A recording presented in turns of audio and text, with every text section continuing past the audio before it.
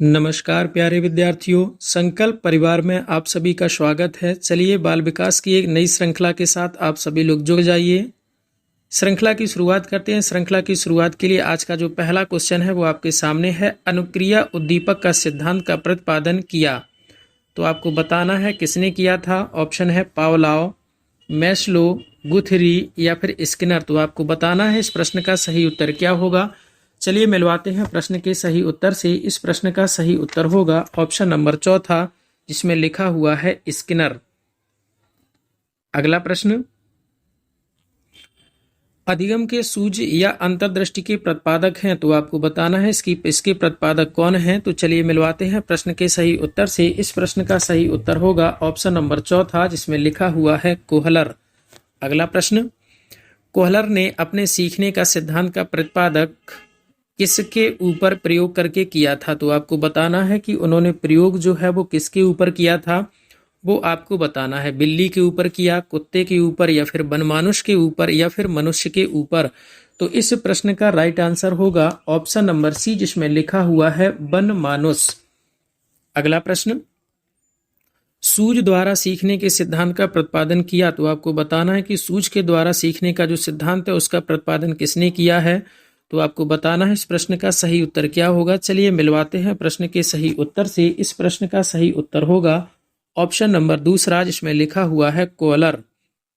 अगला प्रश्न, गेस्टाल्ट किस भाषा का शब्द है। आपको बताना है कि जो गेस्टाल्ट शब्द है वो किस भाषा का शब्द है। इंपॉर्टेंट क्वेश्चन है, याद रखिएगा।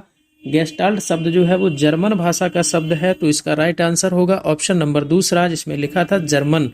अगला प्रश्न, बालक को यदि अध्यापक गणित में संपूर्ण समस्या एक ही बार में स्पष्ट कर देता है, तो इसमें अधिगम का सिद्धांत है। कौन सी अधिगम का कौन सा सिद्धांत होगा, ये आपको बताना है। तो इस प्रश्न का सही उत्तर होगा ऑप्शन नंबर दूसरा, जिसमें लिखा हुआ है पूर्णकारवाद। अगला प्रश्न, कोहलर संबंधित हैं, कोहलर किससे संबंधित हैं, ये आपको बताना है। विकास के सिद्धांत से संबंधित हैं, या फिर अधिगम सिद्धांत से संबंधित हैं, या फिर व्यक्तित्व का सिद्धांत से संबंधित हैं, या फिर अभिप्रेरणा के सिद्धांत से संबंधित हैं, ये आपको बताना है। तो जल्दी से बताइए कमेंट करके एक साथ सभी लोग कि इस प्रश्न का सही उत्तर क्या होगा। चलिए मिलवाते हैं प्रश्न के सही उत्तर से। इस प्रश्न का सही उत्तर होगा ऑप्शन नंबर दूसरा, इसमें लिखा हुआ है अधिगम का सिद्धांत। अगला प्रश्न, गेस्टाल्ट का अर्थ है, तो आपको गेस्टाल्ट का अर्थ बताना है। तो इस प्रश्न का सही उत्तर रहने वाला है ऑप्शन नंबर दूसरा, जिसमें लिखा हुआ है समग्र रूप में। तो इस प्रश्न का राइट आंसर बनेगा समग्र रूप में। अगला प्रश्न, सामाजिक सांस्कृतिक सिद्धांत का प्रतिपादन किस मनोवैज्ञानिक के द्वारा किया गया, ये आपको बताना है। हरलॉक के द्वारा किया गया, एरिक्सन के द्वारा किया गया, या फिर कोहलबर्ग के द्वारा किया गया, या फिर वाइगोत्स्की के द्वारा किया गया। तो इस प्रश्न का सही उत्तर रहने वाला है ऑप्शन नंबर चौथा, वाइगोत्स्की के द्वारा इस सिद्धांत का प्रतिपादन किया गया है। अगला प्रश्न, ढांचा निर्माण का महत्वपूर्ण उपकरण क्या है। संवाद है, विचार, बुद्धि, कौशल। तो आपको बताना है कि ढांचा निर्माण का महत्वपूर्ण उपकरण जो है वो कौन सा है। तो चलिए मिलवाते हैं प्रश्न के सही उत्तर से। इस प्रश्न का सही उत्तर रहने वाला है ऑप्शन नंबर ए, जिसमें लिखा हुआ है संवाद। अगला प्रश्न, मनुष्य अपने भाव प्रकाशन हेतु किस साधन का प्रयोग करता है, ये आपको बताना है कि जो मनुष्य है वो भाव को प्रकट करने के लिए किस साधन का प्रयोग करता है। श्रव्य संकेत का करता है, या दृष्टि संकेत का, या फिर स्पर्श संकेत का। तो आपको याद रखना है। अच्छा, जो ये लिखा हुआ है स्पष्ट संकेत, यहाँ पर मिसटाइप हो गया है। स्पष्ट संकेत नहीं, यहाँ पर होगा स्पर्श संकेत। तो आपको याद रखना है, स्पष्ट नहीं, यहाँ पर इस तरीके से लिखा हुआ है स्पर्श। तो आपको याद रखना है स्पर्श संकेत, स्पष्ट वहां पर गलत टाइप हो गया है। तो चलिए मिलवाते हैं इस प्रश्न के सही उत्तर से। इस प्रश्न का सही उत्तर होगा ऑप्शन नंबर चौथा, यानी कि ये सारे के सारे संकेत हैं जो व्यक्ति भाव प्रकट करने के लिए इन संकेतों का यूज करता है। अगला प्रश्न, जब बालक योग्य व्यक्तियों की सहायता से किसी कार्य को करना सीखता है तो इसे क्या कहते हैं, ये आपको बताना है। जब कोई बालक योग्य व्यक्ति की सहायता से किसी कार्य करने को सीखता है तो उसे क्या कहते हैं, ये आपको बताना है। वास्तविक विकास स्तर, संभाव्य विकास स्तर, या फिर समीपस्थ विकास स्तर, या फिर सहयोग विकास स्तर। तो इस प्रश्न का सही उत्तर रहने वाला है ऑप्शन नंबर दूसरा, जिसमें लिखा हुआ है संभाव्य विकास स्तर।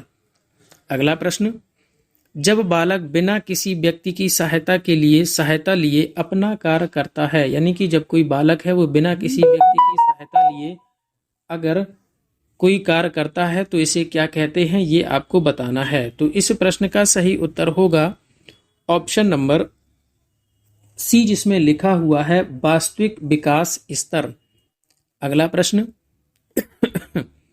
वाइगोत्स्की हैं, तो आपको बताना है कि वाइगोत्स्की जो है वो चीनी मनोवैज्ञानिक हैं या जर्मन मनोवैज्ञानिक हैं या फिर रूसी मनोवैज्ञानिक हैं या फिर अमेरिकन मनोवैज्ञानिक हैं।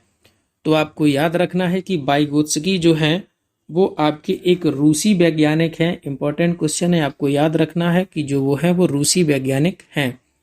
अगला प्रश्न, वाइगोत्स्की के अनुसार बच्चे अधिगम करते हैं जब पुनर्बलन प्रदान किया जाता है या अनुकरण से या परिपक्व होने से या वयस्कों एवं समवयस्कों के साथ परस्पर व्यवहार क्रिया से। तो आपको याद रखना है कि बच्चे जो सीखते हैं वो परस्पर व्यवहार की क्रिया से सीखते हैं। तो इस प्रश्न का सही उत्तर रहने वाला है ऑप्शन नंबर चौथा। अगला प्रश्न, ZPD का पूरा नाम आपको बताना है कि जो ZPD है इसका पूरा नाम क्या है। Zone of proximal development, zone of parallel development, zone of proximate development, zone of parallel develop. तो आपको याद रखना है, इंपॉर्टेंट क्वेश्चन है। इस प्रश्न का सही उत्तर होगा ऑप्शन नंबर ए। तो ZPD का जो फुल फॉर्म होता है जोन ऑफ प्रॉक्सिमल डेवलपमेंट। अगला प्रश्न, जीन पियाजे थे, तो आपको बताना है कि जीन पियाजे दार्शनिक थे, अर्थशास्त्री थे या फिर शिक्षा शास्त्री थे या फिर वो मनोवैज्ञानिक थे। तो आपको बताना है कि जो जीन पियाजे थे वो क्या थे। तो इम्पोर्टेंट क्वेश्चन है, याद रखना है कि जो जीन पियाजे थे वो एक मनोवैज्ञानिक थे। तो इस प्रश्न का सही उत्तर होगा ऑप्शन नंबर चौथा, जिसमें लिखा हुआ है मनोवैज्ञानिक। अगला प्रश्न, विकासात्मक मनोविज्ञान का प्रेरक किसे माना जाता है। तो आपको बताना है कि विकासात्मक मनोविज्ञान का प्रेरक जो है वो कौन है। एरिक्सन हैं, जीन पियाजे हैं, कोहलबर्ग हैं या फिर वाइगोत्स्की हैं। तो आपको याद रखना है कि इस प्रश्न का सही उत्तर होगा ऑप्शन नंबर दूसरा, जिसमें लिखा हुआ है जीन पियाजे। अगला प्रश्न, संज्ञानात्मक विकास सिद्धांत के प्रतिपादक हैं। तो आपको बताना है कि संज्ञानात्मक विकास का जो सिद्धांत है उसके प्रतिपादक कौन हैं। तो याद रखना है, इसके भी प्रतिपादक जो हैं वो आपके पिछले क्वेश्चन की तरह इसका भी राइट आंसर होगा जीन पियाजे। तो आपको याद रखना है, इस प्रश्न का सही उत्तर होगा जीन पियाजे। अगला प्रश्न, विकास के संतुलन सिद्धांत का प्रतिपादन किया है, किसने किया है। कोहलबर्ग ने किया है, एरिक्सन ने किया है, वाइगोत्स्की ने किया है या फिर जीन पियाजे ने किया है। तो इस प्रश्न का सही उत्तर होगा ऑप्शन नंबर चौथा, जीन पियाजे के द्वारा किया गया है विकास के संतुलन के सिद्धांत का प्रतिपादन। अगला प्रश्न, मानसिक संक्रियाओं के अभिव्यक्त रूप को क्या कहते हैं। स्कीम, स्कीम्स, मानसिक संक्रिया या फिर इनमें से कोई नहीं। इंपॉर्टेंट क्वेश्चन है, चलिए मिलवाते हैं प्रश्न के सही उत्तर से। इस प्रश्न का सही उत्तर होगा ऑप्शन नंबर दूसरा, स्कीम्स। अगला प्रश्न, बालक द्वारा समस्या समाधान किए जाने वाले चिंतन को क्या कहते हैं। स्कीम कहते हैं या स्कीम्स कहते हैं या मानसिक संक्रिया कहते हैं या फिर इनमें से कोई नहीं। तो बताइए इस प्रश्न का सही उत्तर क्या होगा। तो इस प्रश्न का सही उत्तर होगा ऑप्शन नंबर तीसरा, जिसमें लिखा हुआ है मानसिक संक्रिया।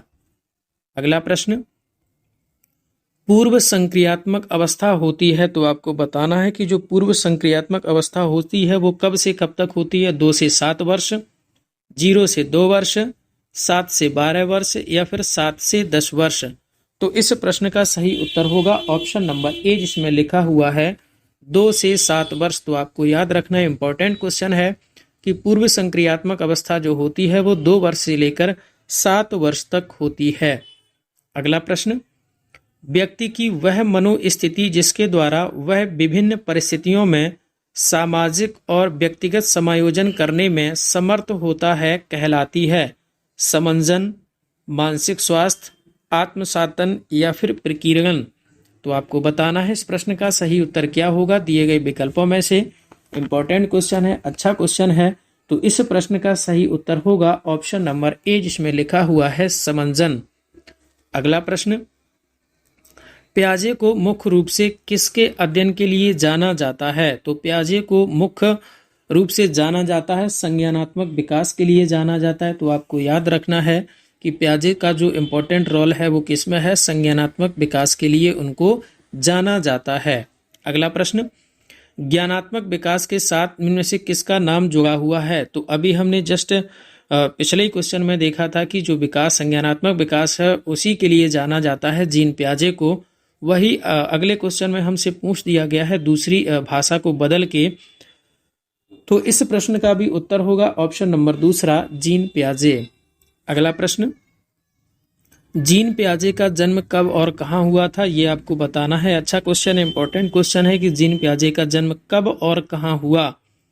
29 जुलाई 1895 को फ्रांस में हुआ, 19 अगस्त 1898 को जापान में हुआ, या फिर 9 मई 1896 को लंदन में हुआ, या फिर 9 अगस्त 1896 को स्विट्जरलैंड में हुआ।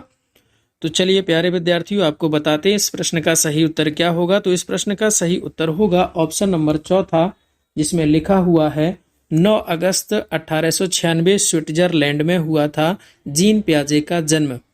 अगला प्रश्न, संवेदी गामक अवस्था होती है। तो आपको बताना है कि जो संवेदी गामक अवस्था होती है वो कब से कब तक होती है? 2 से 7 वर्ष, 0 से 2 वर्ष, 7 से 12 वर्ष, या फिर 7 से 10 वर्ष।